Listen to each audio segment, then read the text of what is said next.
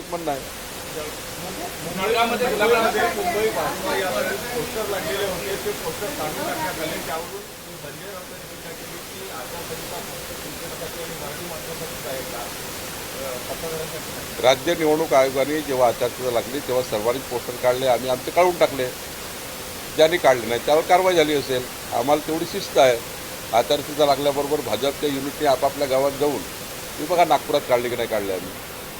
त्यामुळे आम्ही आपले काढले, ज्यांनी नाही काढले म्हणून कारवाई झाली. त्यात काही तुम्ही काढायला पाहिजे ना. राज्य आपल्या निवडणूक आयोगाला गरज पडू नये काढायची, कलेक्टरला गरज पडू नये. आपापल्या पक्षाचे आपापल्या नेत्यांनी आचारसंहिता लागली की साधा नियम आहे, काढले पाहिजे. आम्ही काढले, त्यांनी काढले नाही म्हणून कारवाई झाली. गुलाबराव पाटील फक्त स्वभावाप्रमाणे बोलत असतात, पण माननीय देवेंद्रजी, माननीय एकनाथजी, आम्ही सर्व बसलो होतो. त्यामध्ये महायुतीचाच निर्णय झाला आहे. मुंबई अमित शहाच्या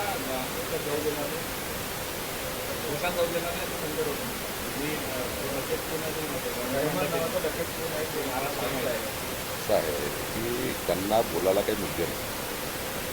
त्यांना मुंबईच्या विकसित मुंबईचा प्लॅन काय आहे माहिती नाही. त्यांच्याकडे डेव्हलपमेंटचा अजेंडा नाही. सकाळी झोपून उठल्यापासून झोपतपर्यंत टोमणे मारण्याचा त्यांचा कार्यक्रम आहे.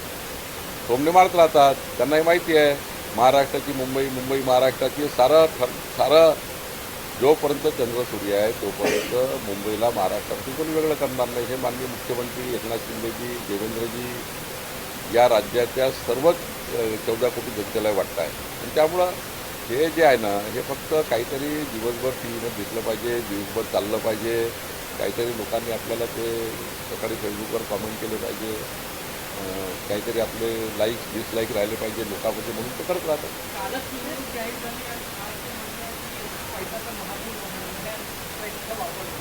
ज्यांनी आयुष्यभर जे धंदे केले आहेत त्यांना तेच दिसतं.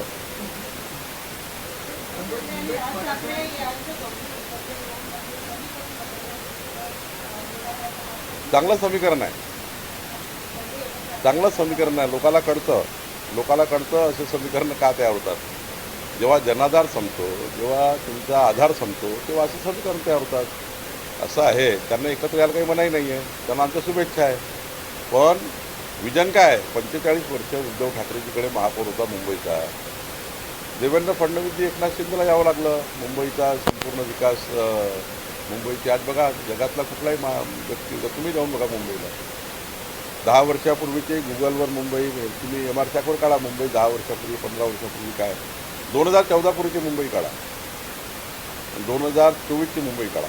आमचा दावा नाही की सारं बदललं, पण आमचा दावा पक्का आहे की 2029, 2035 आणि 2047च्या विकसित मुंबईचा जो प्लॅन माननीय मुख्यमंत्री देवेंद्र फडणवीसजींनी केला आहे, या प्लॅनचा विचार जर केला तर मुंबई ही जगातलं सर्वात उत्कृष्ट आंतरराष्ट्रीय शहर झाल्याशिवाय राहणार नाही.